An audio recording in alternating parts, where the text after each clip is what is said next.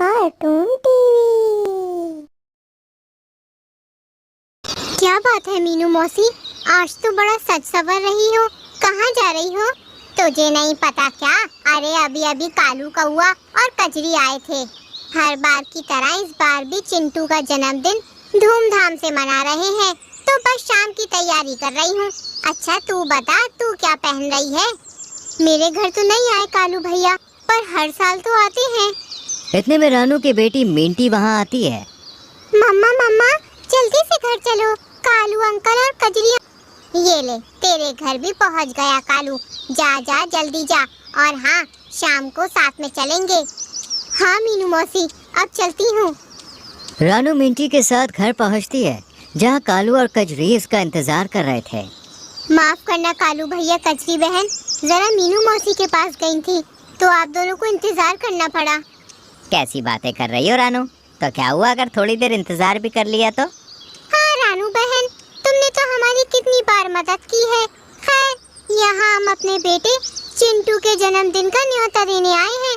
बहुत बड़ी दावत कर रहे हैं इस बार, तुम और मिंटी जरूर आना। हाँ मुझे पता चला मीनू मौसी से।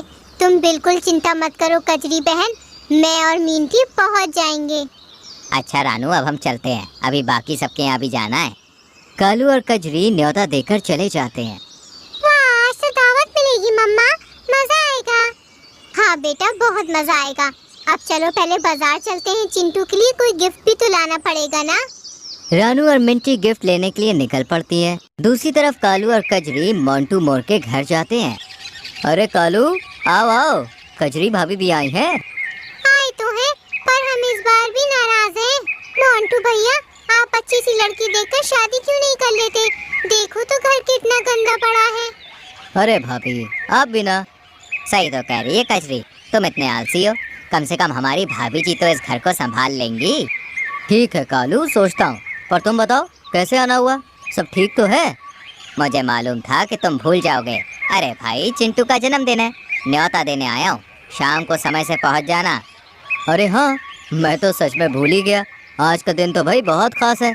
तुम चिंता मत करो, मैं पहुँच जाऊँगा। और भाभी, इस बार भी पकवान अपने हाथों से ही बनाइएगा, आपके हाथों में जादू है सच में। कालू और कजरी सभी को न्योता देकर अपने घर चले जाते हैं। मम्मा, इधर आओ ना, मैं तो समझ ही नहीं पा रहा हूँ कि आज रात कौन से कपड़े पहनूं। आपने तो मुझे इतने सारे कपड़े दिला दिए हैं, अब मैं बहुत परेशान हूँ कि क्या पहनूं। ये लो, पूरा जंगल इनके लिए यहाँ आ रहा है, और हमारे शहजादी कपड़े नहीं पसंद कर पा रहे हैं। अब आप भी मदद कीजिए। जरूर, तुम ये वाला ड्रेस पहनो, बहुत सुंदर दिखोगे। सच में, ये तो काफी जच रहा है मुझ पर। इसके बाद कजरी पकवान बनाती है। देखते ही देखते शाम हो जाती है और सभी पशु पक्षी चिंटू के जन्मदिन में पहुंचते हैं। चिंटू, ये देख, मैं तेरे लिए कितना बड़ा गिफ्ट लाई हूँ। हाँ, ये तो सच में बहुत बड़ा है। चिंटू बेटा, ये मेरी तरफ से, खूब खुश रहो।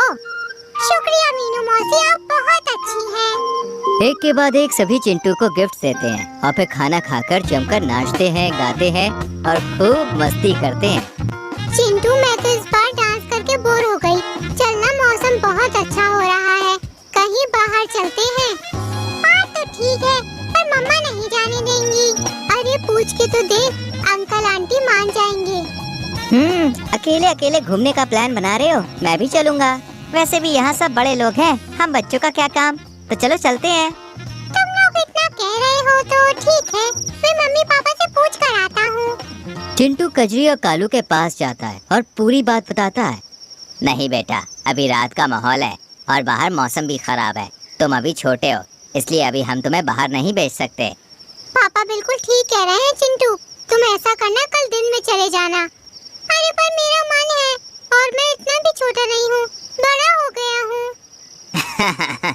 वाकई बहुत बड़े हो गए हो, पर इतने नहीं कि रात में घर से बाहर जा सको। पर आप हर बार मना करते हैं, क्यों? मैं जा रहा हूँ। जिद नहीं करते चिंटू, चलो अब तुम जाके अपने दोस्तों के साथ खेलो। मेहमान आए हैं, हमें उनका भी ध्यान रखना है। मेहमान? पर मेरी बात तो सुनिए। नहीं सुनी, कोई बात नहीं, मैं तो जाऊंगा बाहर, और जरूर जाऊंगा। कालू और कजरी के मना करने के बाद भी चिंटू, मिंटी और पीकू बाहर चले जाते हैं। वाह, कितना मजा आ रहा है। हाँ, कितनी अच्छी हवा चल रही है। पर चिंटू, तेरा मूड क्यों खराब है? छोड़ ना, हम थोड़ी देर में घर लौट जाएंगे, फिर अंकल आंटी भी कुछ नहीं कहेंगे। वो बात नहीं है, मम्मी पापा मुझे अकेले कहीं नहीं जाने देते। अरे अब मैं बड़ा हो गया हूँ, फिर भी। इतने में तेज बिजली की गड़गड़ाहट के साथ जोरदार बारिश शुरू हो जाती है। अरे नहीं, बारिश, अब क्या करें? किसी पेड़ के नीचे बैठते हैं। तीनों एक पेड़ की तरफ मुड़ते हैं, पर पेड़ गिर जाता है। अरे नहीं, ये पेड़ तो गिर गया। ऐसा ना हो कि हम जिस पेड़ पर बैठे हैं वो भी गिर जाए। हमें कुछ और सोचना होगा। ठीक है दोस्तों, वो देखो, वहाँ से थोड़ी रोशनी आ रही है। लगता है किसी का घर है। चलो चलकर मदद मांगते हैं। तीनों दोस्त उस घर की तरफ जाते हैं।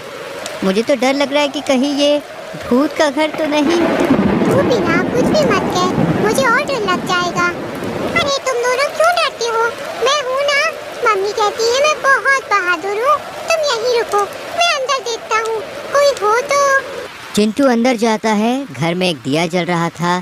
3 घोंसले थे, लेकिन घर पूरी तरह से खाली था। दोस्तों जल्दी अंदर आओ, यहाँ तो कोई नहीं है, घर पूरा खाली है।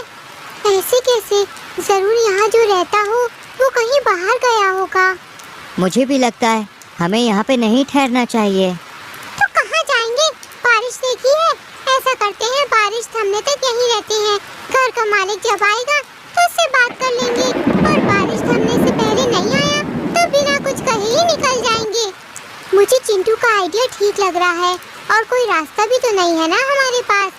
ठीक है, तो फिर ये बड़ा वाला घोंसला मेरा। तीनों दोस्त काफी देर तक बारिश थमने का इंतजार करते हैं, पर बारिश रुकने का नाम ही नहीं ले रही थी।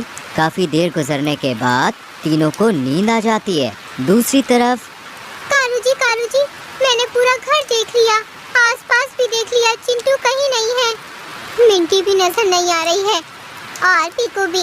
लगता है बच्चे कहीं बाहर गए हैं, लेकिन इस भयानक बारिश में कहाँ? हमारे मना करने के बाद भी चिंटू ने ये किया। मतलब? कालू मीनू मौसी और बाकी सबको चिंटू के बाहर जाने की बात के बारे में बताता है। हे भगवान, बच्चे कहाँ होंगे और कैसे होंगे? इस मौसम में कहीं जा भी तो नहीं सकते।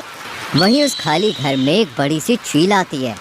ओहो, एक साथ 3 शिकार, आज तो मजा ही आ गया। एक साथ 3 नरम पक्षियों का शिकार करने को मिलेगा। आज होगी असली पार्टी।